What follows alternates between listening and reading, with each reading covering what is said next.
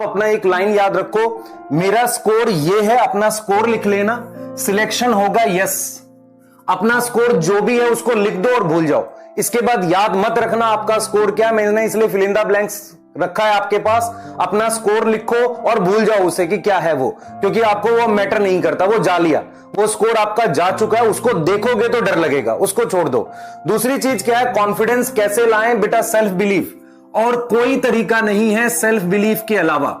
Self belief आपको करना पड़ेगा, खुद पे आपको यकीन करना पड़ेगा। और अगर मैं आपसे पूछूं सेल्फ बिलीफ कैसे आता है, सबसे पहला सेल्फ बिलीफ आप पे कब आएगा, जब आप टेस्ट दोगे। जब आप पहला टेस्ट दोगे, दूसरा टेस्ट दोगे, उसमें स्कोर करने की कोशिश करो, तो आपको खुद पर और ज्यादा यकीन आने लगेगा। इसीलिए हमने बेटा बैच का नाम यकीन रखा है, क्योंकि जब तक आपको यकीन नहीं होगा आप सिलेक्ट होगे, आपका सिलेक्शन नहीं होने वाला। ठीक है, मैं बस एक ही चीज कहना चाहता हूं, उस बात को गौर से सुन लीजिए सभी बच्चे, ठीक है? उस बात को गौर से सुन लीजिए।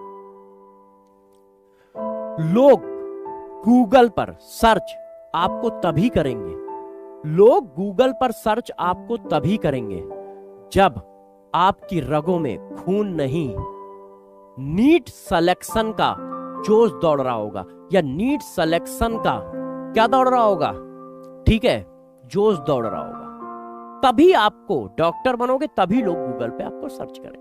दूसरा, अगर आपसे कोई बोले कि आपका सिलेक्शन कैसे होगा, आपको खुद पे यकीन करना पड़ेगा।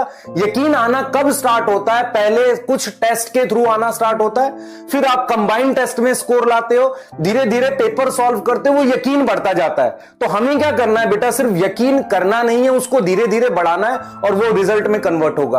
एक टैग लाइन बना लो, हम जिद्दी हैं, सिलेक्शन लेके रहेंगे, ठीक है? फिजिकल केमिस्ट्री की टैग लाइन क्या है, हम जिद्दी हैं, सिलेक्शन लेके रहेंगे।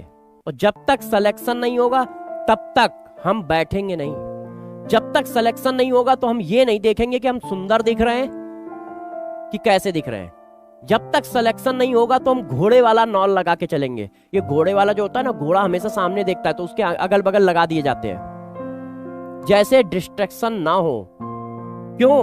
क्योंकि कोई भी सुंदर चीज इंसान को आकर्षित कर सकती है, क्योंकि ये मन है, चाहे जितना कंट्रोल करो तुम कंट्रोल में तो आओगे नहीं। एक कुआं था, कुआं हमारे पास होता है जो जिसमें मतलब पानी भरा रहता है, ऐसा एक कुआं था, वो खाली था, उसमें काफी सारे जो मेंढक थे वो उसमें गिरे हुए थे, मतलब वो क्या थे, उस कुएं के अंदर गिर गए थे, ठीक है?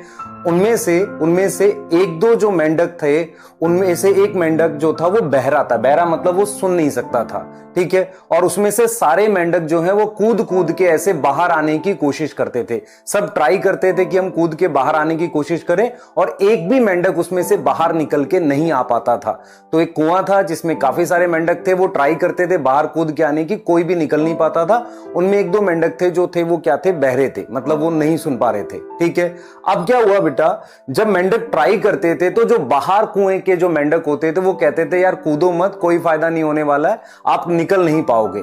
ये बातें सुनकर जो मेंढक सुन पाता था उसकी हिम्मत टूट जाती थी, वो नहीं ट्राई करता था। लेकिन उनमें से एक बहरा मेंढक था जिसको कुछ सुनता नहीं था, वो सिर्फ कोशिश करता रहता था, वो ट्राई करता रहता था, और वो कूद कूद के जब ऐसे ट्राई करता था तो फाइनली एक दिन वो बाहर निकल गया।